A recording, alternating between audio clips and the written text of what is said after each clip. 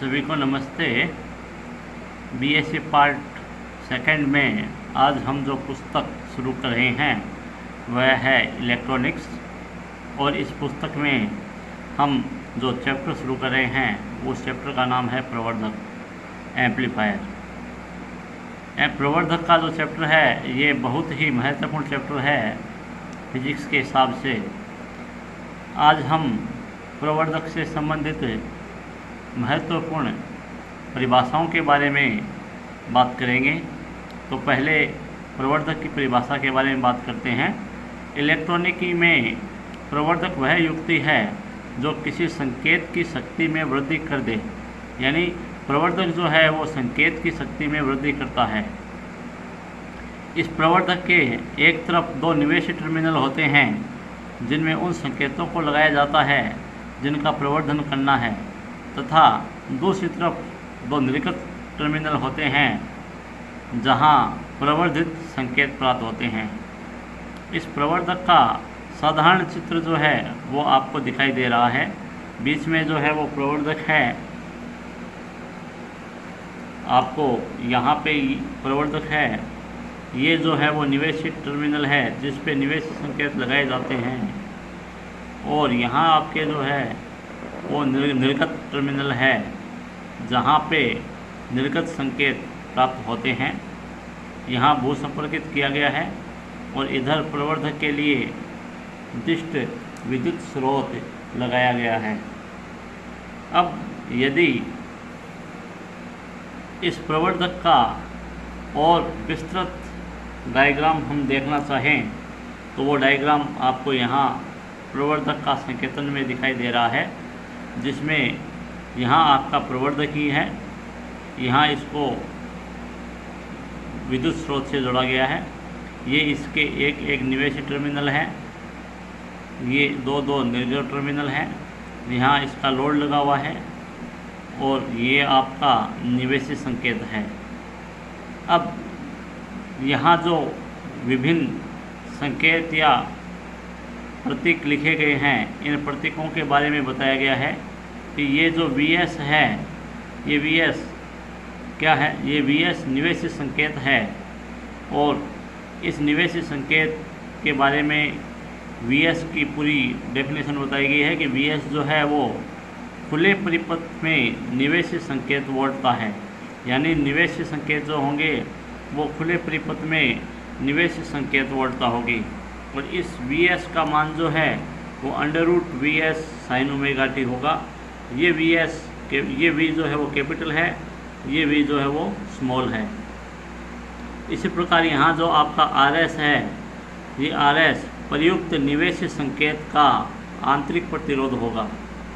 ये जो Is है, धारा बह रही है, वो प्रयुक्त संकेत की धारा होगी, और इस Is का मान भी √Is sin ओमेगा t होगा। जो Ri है, ये Ri आपका प्रवर्धक का निवेशी प्रतिरोध होगा। ये जो Vi है इन दोनों सिरों के मध्य है, ये प्रवर्धक के लिए निवेशी वोल्टता कहलाएगी। इसका मान भी √2Vi sin ओमेगा t होगा। ये भी कैपिटल है और ये भी स्मॉल है।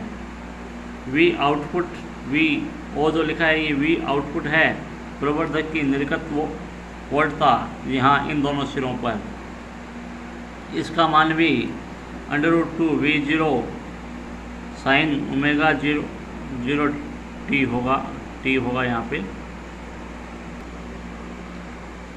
इसके बाद आपका R0 आ जाता है, प्रवर्धक का निर्गत प्रतिरोध।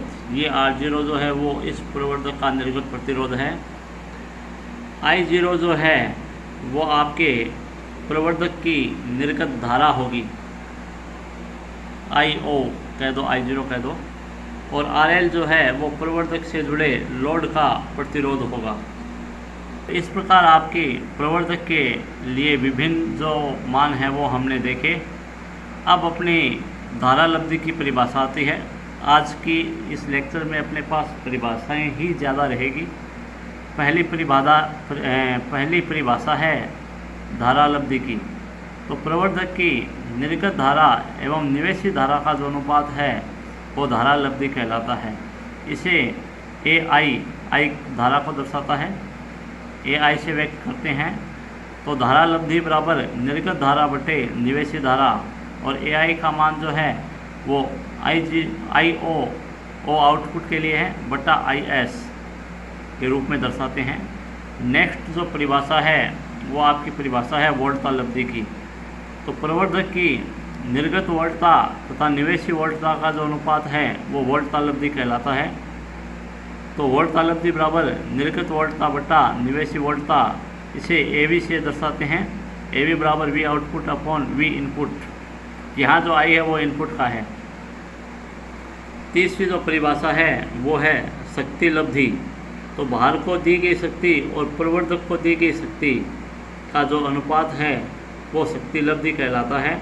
इसे एपी से व्यक्त करते हैं। एपी बराबर P output upon P input. अब हम जानते हैं शक्ति पी बराबर वी आई होता है, तो पी आउटपुट को we output I output upon P I input है जो है वो आपका आ गया वी आई। पी का मान वी आई लिख दिया है सामान्य तौर पे। इन दोनों वी को एक साथ ले लिया, दोनों आई को एक साथ ले लिया, तो यहाँ आपका जो है वो वोल्टता लब्धि, ये चीज़ जो है वो वोल्टता लब्धि बन गई और ये चीज़ आपकी धारा लब्धि बन गई। तो इस प्रकार शक्ति लब्धि जो हो गई वो वोल्टता लब्धि और धारा लब्धि के गुणनफल के बराबर हो गई है। यहाँ आपके लिए दो बातें जानना इम्पोर्टेंट है कि जब प्रवर्धक में वोल्टता लब्धि प्रमुख होती है तो इसे वोल्टता प्रवर्धक कहते हैं। इसी प्रकार जब प्रवर्धक में धारा लब्धि प्रमुख होती है तो इसे धारा प्रवर्धक कहते हैं। नेक्स्ट अपनी बात आती है प्रवर्धक का निवेशी प्रतिरोध। तो प्रत्येक प्रवर्धक के लिए निवेशी वोल्टता या संकेत का जो प्रतिरोध होता है वो निवेशी प्रतिरोध कहलाता है। इसे आर आई से व्यक्त करते हैं। आर आई बराबर वी आई बटा आई एस। यहाँ आई एस जो होगा वो वी आर अपॉन आर होगा। जो संकेत है वो क्या क्या है, वी आई जो है वो प्रवर्धक पर निवेशी वोल्टता है, वी आर जो है वो वोल्टता पात या वोल्टता पतन मान सकते हैं, और कैपिटल आर जो है वो ज्ञात प्रतिरोध है। तो इस प्रकार प्रवर्धक का जो निवेशी प्रतिरोध होगा उसका मान हम इस सूत्र से ज्ञात कर सकते हैं। नेक्स्ट अपनी परिभाषा है प्रवर्धक की निर्गत वोल्टता।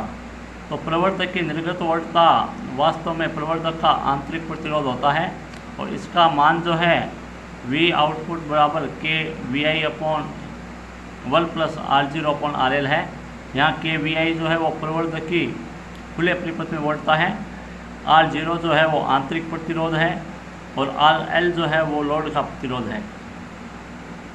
किसी प्रवर्धक को अधिकतम शक्ति हस्तांतरण के लिए प्रयुक्त करना हो तो प्रवर्धक के भार आर एल के मान और इसके आंतरिक प्रतिरोध आर जीरो का जो मान है वो सम्मिलित होना चाहिए। अब अपन आते हैं प्रवर्धक के वर्गीकरण पे। तो प्रवर्धक का जो वर्गीकरण है वो प्रवर्धक के कार्य पर निर्भर करता है कि प्रवर्धक किस हिसाब से कार्य कर रहा है। सामान्यतः प्रवर्धक का जो वर्गीकरण है वो 3 वर्गों में किया जाता है। तो बात करते हैं किसी प्रवर्धक का वर्गीकरण उसमें प्रयुक्त सक्रिय युक्ति में धारा संचालन कोण पर निर्भर करता है, यानी निवेश संकेत के आवर्तकाल के कितने समय तक उसमें धारा प्रवाहित हो रही है इस पर निर्भर करता है। और इस आधार पर इसका जो वर्गीकरण है वो 3 वर्गों में होता है। पहला है वर्ग ए, दूसरा वर्ग बी, तीसरा वर्ग सी। वर्ग ए जो है इसमें सक्रिय युक्ति में जो धारा है वो निवेश संकेत के पूर्ण आवर्तकाल के लिए प्रवाहित होती है, यानी इसके लिए जो संचालन कोण होता है वो थीटा बराबर 360 डिग्री होता है। ये चित्र आप देख रहे हो, इस चित्र में ये वर्ग ए है। निवेश संकेत जो है वो इस प्रत्यावर्ती रूप में आ रहे हैं और एजिटी जो है वो प्रवर्धक में प्रयुक्त हो रहे हैं। तो ये जब पूरी की पूरी तरंग जो है वो प्रवर्धक में प्रयुक्त हो रही है तो इस प्रकार के प्रवर्धक वर्ग ए में आते हैं। इनके लिए संचालन कोण जो है वो 360 डिग्री होता है। दूसरा आपका है वर्ग बी। इस वर्ग में सक्रिय युक्ति में जो धारा है वो निवेश संकेत के अर्धावर्तकाल के लिए प्रवाहित होती है, अर्थात इसके लिए जो संचालन कोण है वो थीटा बराबर 180 डिग्री होता है, जैसा कि ये दूसरे बी चित्र में दिखाई दे रहा है वर्ग बी।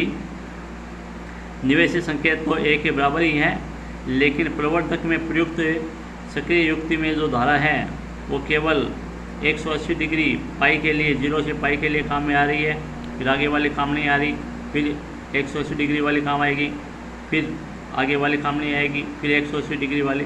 तो इस प्रकार के प्रवर्धकों को हम वर्ग बी में रखते हैं और इस वर्ग के लिए संचालन कोण जो है वो थीटा बराबर 180 डिग्री होता है। तीसरा जो वर्ग है वो वर्ग सी है। इस वर्ग में सक्रिय युक्ति में जो धारा है वो निवेशी संकेत के अर्ध चक्र से भी कम समय तक प्रवाहित होती है। यानी यहाँ तो पूरा चक्र काम आया है, यहाँ अर्ध चक्र काम आया है, और तीसरे वर्ग जो सी वर्ग है, इसी वर्ग के लिए अर्ध चक्र से भी कम काम आएगा, जैसा कि आपको इस चित्र में दिखाई दे रहा है। निवेशी वही है, पूरी तरंग संकेत है, लेकिन यहाँ तो तरंग का जो है वो चित्र 0 से पाई तक पूरा काम में आ रहा है, लेकिन यहाँ 0 से के बाद शुरू हो रहा है और पाई से पहले ही समाप्त हो रहा है। तो इस वर्ग के जो प्रवर्धक होते हैं उनके लिए थीटा का जो मान होता है वो पाई से कम होता है। तो इस प्रकार 3 वर्ग बन गए। पहला वर्ग जिसके लिए थीटा का मान यानी संचालन कोण का मान 360 डिग्री है। दूसरा वह वर्ग है जिसके लिए थीटा का मान 180 डिग्री या पाई है, और तीसरा वह वर्ग है जिसके लिए थीटा का मान 180 डिग्री या पाई से कम है। इसके अलावा भी कुछ वर्ग होते हैं, लेकिन अपने मुख्य तौर पे ये 3 ही वर्ग हैं, तो अपना इन 3 की ही बात करेंगे। अपना आज का जो नेक्स्ट टॉपिक है वह है आवर्ती अनुक्रिया वक्र। तो आवर्ती अनुक्रिया वक्र जो है वो आवर्ती और लब्धि में खींचा गया वक्र होता है।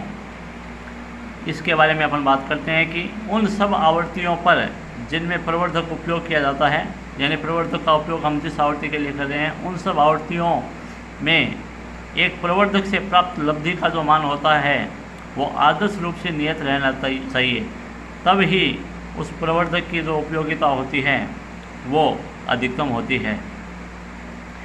तो मुख्य बात यह है कि हम प्रवर्धक को काम में ले रहे हैं और उस प्रवर्धक की जो लब्धि है वो आदर्श रूप से नियत रहनी चाहिए, तभी उस प्रवर्धक की जो उपयोगिता होती है वो अधिकतम होती है। कोई प्रवर्धक इस नियम की जितनी पालना करता है, यह पालना उस प्रवर्धक के लिए आवर्ती अनुक्रिया वक्र द्वारा ज्ञात करते हैं या दर्शाते हैं। यह वक्र उस प्रवर्धक की निर्गत वोल्टता लब्धि या शक्ति लब्धि का आवर्ती के साथ परिवर्तन दर्शाने वाला वक्र होता है। तो किसी प्रवर्धक की वोल्टता लब्धि, धारा लब्धि या शक्ति लब्धि की आवर्ती के साथ स्थिरता को दर्शाने के लिए अनुक्रिया वक्र खींचते हैं, और यह वक्र जो है वो 1 किलोहर्ट्ज़ आवृत्ति पर डेसिमल की लब्धि को संदर्भ शून्य मानकर ज्ञात करते हैं। ये निम्न प्रकार का वक्र बनता है जिसमें एक्स अक्ष पे हम आवृत्ति लेते हैं और आवृत्ति को भी हम लॉग में लेते हैं, क्योंकि आवृत्ति में जो परिवर्तन होता है वो उसकी प्रास अधिक होती है। यदि लॉग में नहीं लेंगे तो ये एक्स अक्ष जो है वो कागज़ से काफ़ी आगे तक चली जाएगी, इसलिए इसे कागज़ पर समेटने के लिए या कागज़ पर नियंत्रित करने के लिए हम लॉग काम में लेते हैं, आवृत्ति को लॉग में लेते हैं। और वाई अक्ष पे जो है हम लब्धि लेते हैं, और लब्धि में जो परिवर्तन होता है वो ले रहे हैं जो डीबी है डेसिबल में। यहाँ आवर्ती अनुक्रिया वक्र इस प्रकार बन रहा है। तो चित्रानुसार आवर्ती को हम सामान्यतः लॉग में लेते हैं। जिन आवर्तियों पर लब्धि का जो मान है वो -3 dB होता है वे अर्ध शक्ति आवर्तियाँ कहलाती हैं। लब्धि जो है वो -3 dB होगी, वो बिंदु अर्ध शक्ति आवर्तियाँ बिंदु कहलाएंगे। ऐसे 2 बिंदु है, पहला बिंदु ये है, दूसरा बिंदु ये है, ये 2 बिंदु हैं। इन बिंदुओं को हम F1 और F2 से दर्शा रहे हैं। इसमें भी F1 जो है वो न्यून प्रास अर्ध शक्ति आवर्ती बिंदु कहलाता है, क्योंकि ये कम प्रास के लिए प्राप्त हो रहा है, और जबकि F2 जो है वो उच्च प्रास अर्ध शक्ति आवर्ती बिंदु कहलाता है। क्योंकि इन दोनों बिंदुओं पर शक्ति लब्धि जो है वो संदर्भ लब्धि की आधी होती है। इनको अर्ध शक्ति बिंदु क्यों कहते हैं? क्योंकि इन बिंदुओं पर शक्ति लब्धि जो है वो संदर्भ लब्धि की आधी होती है। और इन दोनों बिंदुओं के बीच का जो अंतराल है आवर्तीय अंतराल, इस आवर्तीय अंतराल को हम बैंड चौड़ाई कहते हैं। और इस बैंड चौड़ाई को हम डेल एफ से व्यक्त करते हैं। डेल एफ का मान जो है वो F2 माइनस F1 होता है। इसे प्रवर्धक की बैंड चौड़ाई भी कहते हैं। तो ये आपका आवर्ती अनुक्रिया वक्र था। एक छोटी सी बात और है कि एक अच्छे श्रव्य प्रवर्धक के लिए जो बैंड चौड़ाई है वो 20 हर्ट्ज से 20,000 हर्ट्ज के मध्य होती है। तो ये दो जो प्रश्न है वो एक नंबर के लिए आपके ए सेक्शन के लिए बन जाते हैं कि पहला तो बैंड चौड़ाई क्या होती है और दूसरा अच्छे श्रव्य प्रवर्धक के लिए बैंड चौड़ाई का मान क्या होना चाहिए। तो ये आज अपना प्रवर्धक के लिए मुख्य बातें हैं।